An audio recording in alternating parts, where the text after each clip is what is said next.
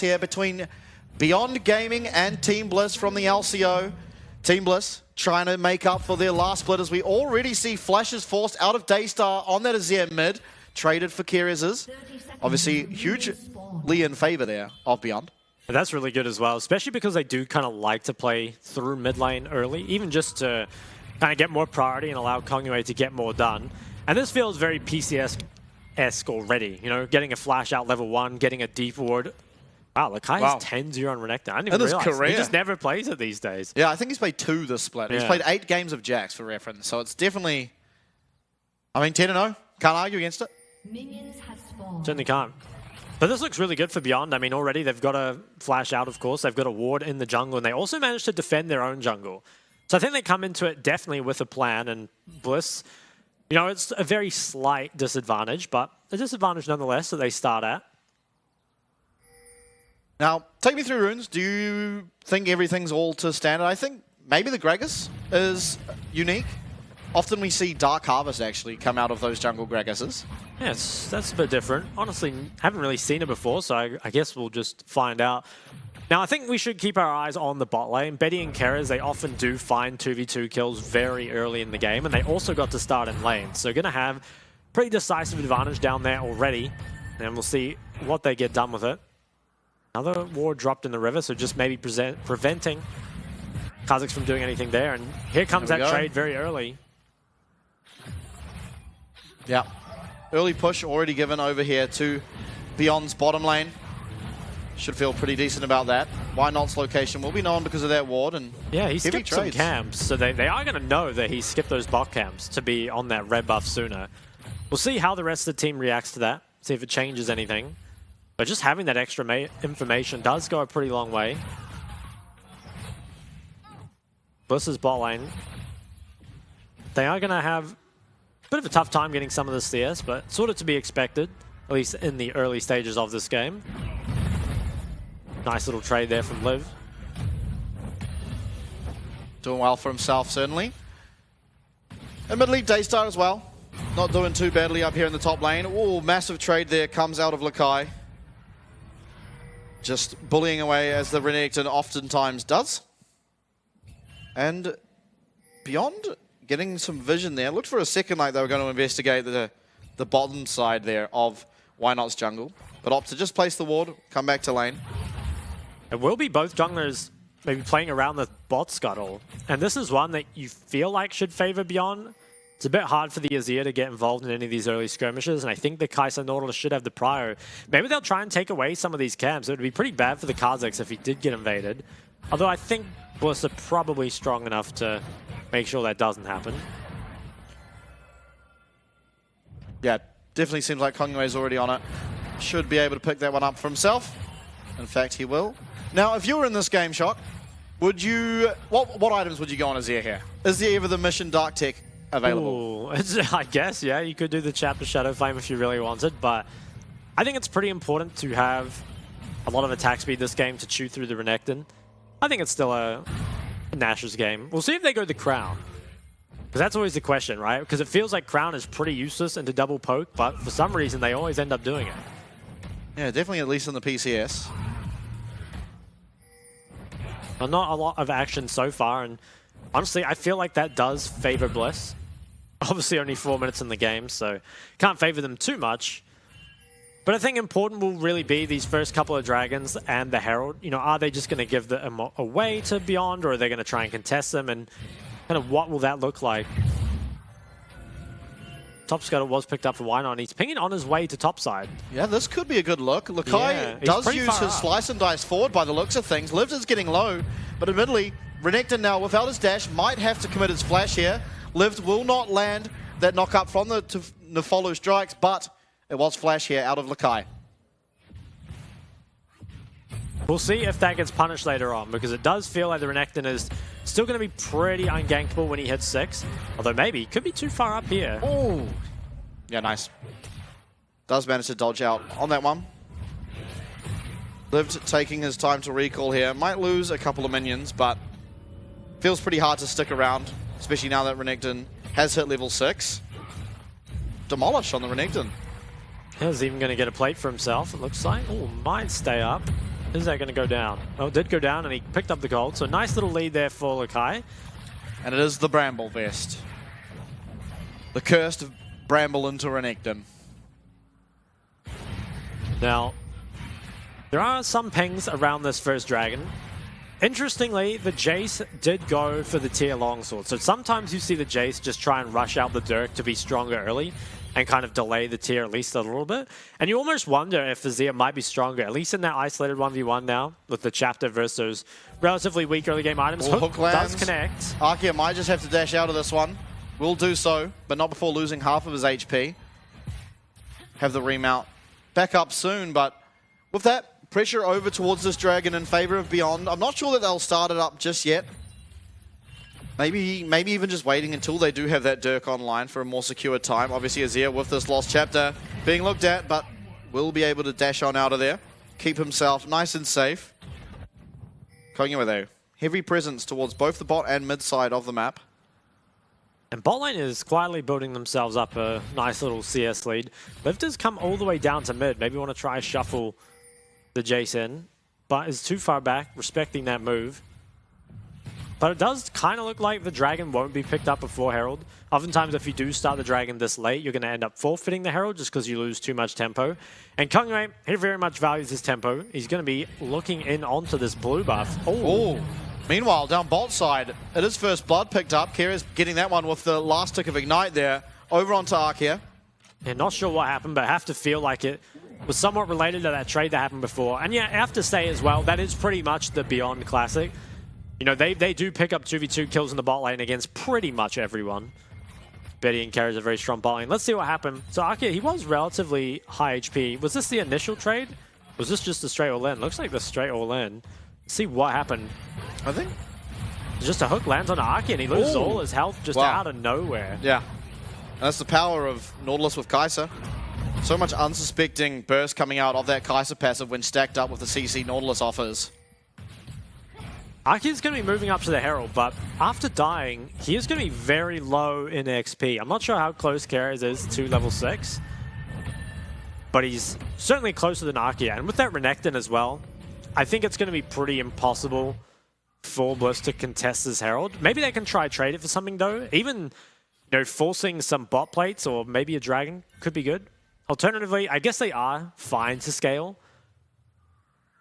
But it feels like when you don't have any trade at all that it's not optimal for sure. For now though, Beyond, they'll return to the bot lane and Herald will stay alive. Pretty substantial CS gap that Betty's finding himself at this stage.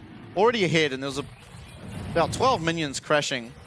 But Bliss taking this time to try start up the Dragon. It is going to be traded for the Herald. And honestly, I feel like this is a fine trade if you're Team Bliss. Obviously, you want to be able to scale into the game. Get some items onto your Azir, Kha'Zix, as well as, of course, the Xayah. And so ultimately, I don't think this is too bad as long as you aren't going to lose a tower, I really think, for this first Herald. Yeah, I think it's good. Like you said, as long as they can defend this Herald in some form, it probably even favors Bliss, just giving them an extra 5 minutes to scale later on in their game. But, if you take a look at the gold lead, they are pretty substantially behind already. It's a 2,000 gold lead, kind of out of nowhere. Let's see where this Herald ends up going. I mean, towards top could be a play just because of the plate's already taken, but you almost feel like just placing it in Betty's lane is normally the way to go. Lakai might try and nab another plate here, or he could move towards the proxy. Think of your Team Bliss too. Picking up the Hextech Dragon of all things as a base dragon feels like probably the best one. Feels really good on Xayah, feels really good on Azir. I mean, honestly, it just works well with every champion, really. I think Hextech's one of the best base souls there are in the game. Sorry, just base dragons. Based indeed. Okay, now pings onto this bot jungle. Beyond, they do have priority in mid and bot, which makes it pretty hard for Bliss to defend. And Lemus, it looks like he might be the one getting punished. Alone. He has Featherstorm. Does have all of his sums too, but this is the Herald going down. Lemus gets caught off by that Void Seeker, and it doesn't even take a dive. It's just 1-1-6, finding that accelerated shock blast, securing the kill, and Arkia walking into no man's land will be taken out as well. Betty picking himself up that one. That's a kill to both of the carries of Beyond as well as plates. Huge find here. And with that, why not losing some of his jungle as well? Really does feel like Bliss kind of losing out on all fronts here. Maybe why not can get away this Gromp. Don't even think. Ooh. No, does not even get the Gromp as a consolation prize. So a massive swing there that does favor the side of Beyond. And what happened here? I'm not sure how Liv to end up here, but yeah, I'm not sure, but he will be going down 2. That'll likely be given over to 1116, and it is. 2 kills in quick succession on both sides of the map here for that Jace. And everything's coming up, at least for now, Beyond. Really is. Lemus, it's really hard, I think, to keep under this tower, because the problem is you don't have mid-prior and you also have your jungler in the top side of the map. Even though you're Xayah, you know, a champ that's fairly hard to dive, this is a relatively heavy poke comp from Beyond, and Arkia kind of oversteps, excuse me, ends up getting taken out. Another kill that goes over to Betty. And this is really kind of where that weak early game from the LCO starts to punish you. You know, your Azir is doing well in CS, but ultimately isn't going to have enough pressure on the map in order to keep your side lanes alive. And without that priority in mid and bot, you're quickly looking towards dives and camps taken away that maybe won't be punished to that same level in the LCO.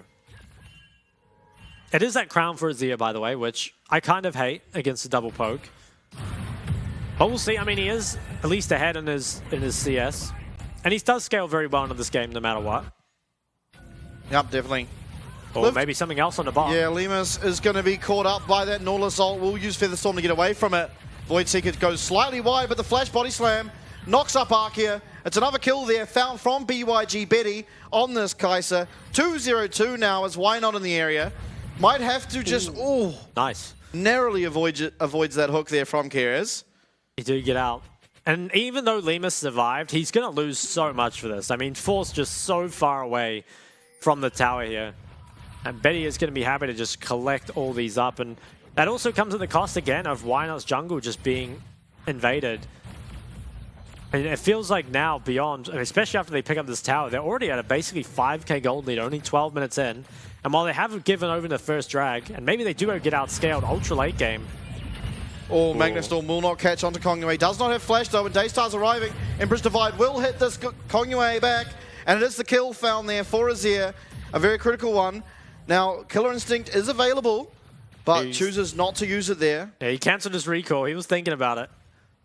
But that's a really good pickup for Bliss. I think Azir feels like your only remaining win condition at this point. Right, the rest of the map has kind of fallen too far behind. And it is a pretty effective win condition, to be fair. I mean, Daystar is probably the best player in LCO, or at least lots of people believe him to be. But being looked at is going to be fine for now. But that's a 40 CS lead in that bot lane. And you got to feel bad for Lemus, because a lot of that is just off his support dying in the 2v2, and then his jungler being forced out, and he's kind of just left to pick up the pieces. And top lane, it's been relatively isolated, but Lakai's pulling pretty far ahead. We're not too sure what happened with that trade before, where Liv ended up kind of in Lakai's jungle. No, we definitely are not, but Betty now might be able to pick up this tower here. It'll be a first blood tower while Plates are still alive, so you see it there. A lot of gold on this Kai'Sa in general. As Dragon now will be started up by Beyond, and there is no real way to contest this. Obviously, Why Not up there doing his Krugs at the moment means this will be given over. It's going to be 1 Dragon to 1. Well, and I think the problematic thing about this is you are too far behind to trade anything on the other side of the map. You know, you're expecting if you give up an objective on the bot side that you make some sort of play top. But how can you? I mean, top is really far behind as well, and Renekton's one of the harder champs to dive or pressure just because he's too tanky, really. Herald will spawn in 40 more seconds, and I think that's another objective that Beyond will kind of just want to pick up for themselves. Why not? He's maybe looking for something here. Does he have the damage to reliably find anything? Okay, they know that Keres is in this bush. Why not? Going to be checked now. Just looks for some damage on the way out. Does find himself some first strike gold. Doesn't feel too bad. Atmas as well, being used here to clear up as much vision as possible. Top tower already so low as well. Why not forced to flash out? I guess overstayed his welcome there in the river. But Beyond pulling further and further ahead. Mid tower feels like it'll be next. Probably will need the help of the Rift Herald. At least now some sort of trade can perhaps come out. Daystar's getting to work on this bot tower. But again, it's the strength of Renekton, really. It's a very, very hard champ to trade against. And that's the problem, right? Is that while Renekton does fall off later in the game, in the early game, it basically secures you the first Herald just off its strength alone. And then if you want to start playing away from it later on, I mean, you can see that Bliss are really having trouble getting anything done down here, especially with Betty kind of hovering in that bot jungle. It feels like Beyond just getting everything they want right now. And while Bliss, they are giving themselves time, which is better than nothing. You worry if it's going to be enough. Yeah, player gold there on your screens. It is Daystar, hanging with the pack a little bit, other than Betty, who is miles ahead of anyone. Obviously, you can see it. 2 items, got that Nash's, got the Static Shiv. Feels really good about himself. Now, 1116 has teleported into the mid lane. They're going to use the Rift here. They're just trying to get as much as they can. And there is no real way to defend this. Your range is just too short. Going to get at least 1 crash, and Keres does not hit the depth charge. Liv's coming up here. Will try for the notch. Massive Magnet Storm finds 3, but Lemus on the back end gets caught by one of those accelerated shock blasts and is going to go so low as Betty picks up his first kill there on Arkia. And despite the massive Magnet Storm, it is another team fight here for Beyond, and they're just getting everything they want. They do. Bliss, I don't think they have the damage yet to be looking for those sort of fights. I mean, we still got only 1 item to 2 on the 80 carries. And, you know, in the mid lane, Azir doesn't really have any relevant items either, only has the crown. Oftentimes you see the Azirs go for something like the Chapter Nashers just for a bit more kind of relevancy in the early skirmishes, but with the crown, just can't offer anything. And you see that, right? Maybe you would get away with this in the LCO, the ability to kind of scale up, because admittedly, if Bliss get the chance to scale, their comp does, you know, especially towards that 2-3 item mark, come online pretty well. But the early game of the PCS is just, time and time again, it's so important.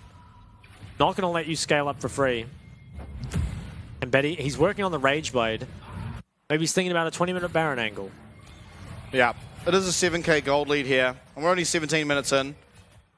And so things feel a little bit dire if you're Team Bliss. Now, you do have Azir still scaling up pretty well, but of course, just because of the kills that have gone over, objectives that have gone over, it feels pretty hard to deal with Betty at this stage, especially on the Kai'Sa. Kai'Sa's such a terrible champion to try and interact with at the moment. And once again, Betty's Kai'Sa, right? Probably the scariest Kai'Sa to come up against. Oh, Daystar has to be a little careful going down to the bot lane. There's members behind enemy lines here. Carries, he's going to be looking bot. I think Azir should be fine, but this is what really... But why not? Why not? Still contesting his Wolf. Q's Keres. I think he did manage to pick up the Wolf. Explosive cast. Nice angle there. Will hit Arkia back into the wall, but there is no follow-up damage. It's just Arkia taking off that Greg Assault, and Dragon spawning now in a minute. Feels like Beyond have all the pieces they need to be able to secure this one for themselves. Yep. They have a lot of priority, of course, in this mid and bot. They have that full vision bot side, and this is where it kind of becomes hard, I think, for Daystar especially, because while he has a lead and probably can pressure the 1v1, he just never really gets the opportunity to push down the side lane, because Beyond just have so much pressure over that mid wave, and you can see just how far Betty is ahead. You know, almost, well, more than 50 CS here. And it manifests in that full item advantage. It's just impossible for Bliss to do anything around it. They need to try and make some sort of picks. I think if you can, maybe pick off the Jace, get the shutdown, it would feel really good. Maybe the Kha'Zix can be the one to do that. Definitely. Now, Lemus has finished his Kraken Slayer, got the Warhammer as well, but certainly is not going to be the strength in Team Bliss to be able to contest this Dragon, so should be, again, going over to Beyond, picking up their second. It is going to be the Cloud Soul, so not the most impactful of souls, but pretty nice to have nonetheless. And you see, even while this Dragon's going down, Beyond aren't even giving over camps for free.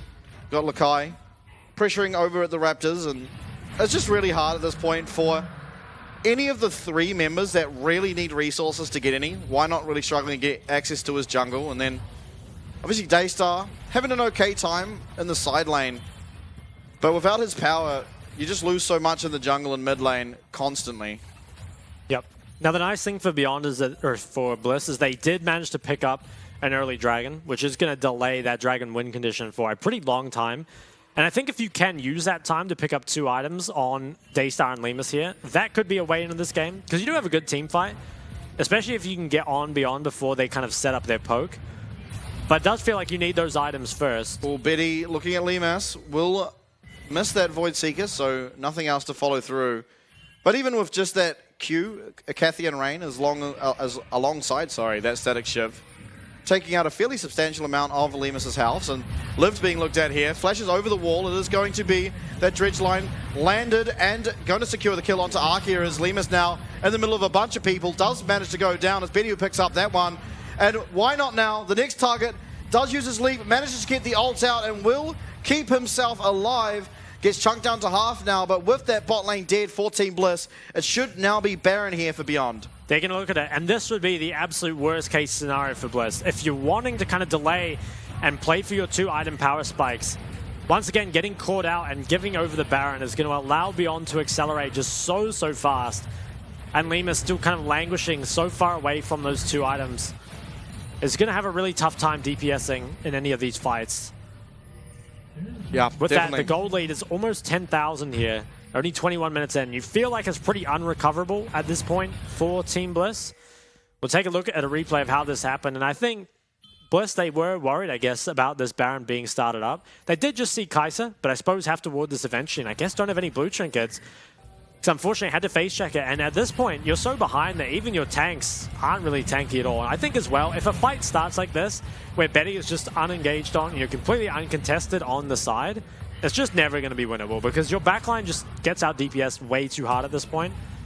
And it was honestly kind of lucky, I think, that why not manage to get out there. 3 items here for Betty is absolutely huge power spike. Yeah, 5 stacks as well on the Dark Seal. You reckon we're going to see him Magize this game? I hope so. We'll have to see. Now, the state of the game at the moment feels really, really hard for Bliss, and that's because they don't really have the best way to deal with the poke comp, especially when you're this far behind. So you see Betty just landing these Void Seekers, even onto the Rel, taking a fairly significant amount of health off.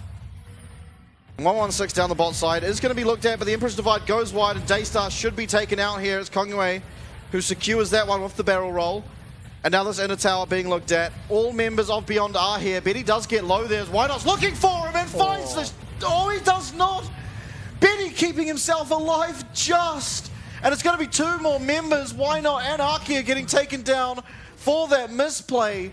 But damn, that was close. It was so close. And I respect Bliss going for that. I think at this point, there's pretty much no hope of winning if you just try and bleed out slowly. So I think trying to make a pick, trying to take out Betty, or 1116 there is the way to go. But unfortunately, it doesn't work out.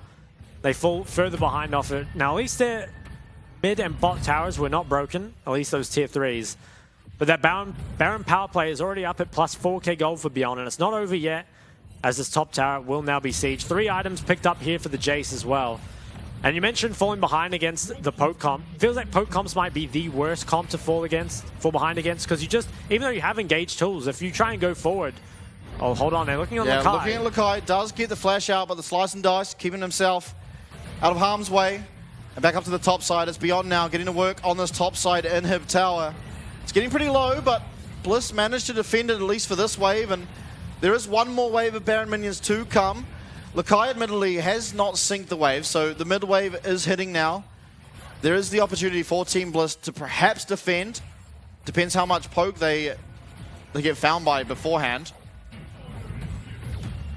Can they keep this top tower up? If they can keep their base from being broken, it would be big, but they've taken so much damage. Yeah, Daystar as well being hit there, and it's down. They are going to get it. Now Liv being looked at, does go unstoppable. The sandcastle is built here, but it's Betty going in. He's 1v4, does go golden, and the team are going to be able to get to him. Rooted up, does this Kai'Sa get, but not before this inhib goes down. They're now looking towards this mid wave. Should be able to take down this inhib too, as you're seeing the damage from Jace. About half HP off of this Kha'Zix. Liv looking for an angle, but ultimately goes all out and is just absolutely quick-scoped by Betty's Void Seeker. And the same thing happens there. Acceleration, Shock Blast will find why not. It's 3 members down now for Team Bliss. Just Daystar and Lemus to defend the base. There is no Baron minions. Pretty good poke coming from both these champs. But do they have what it takes?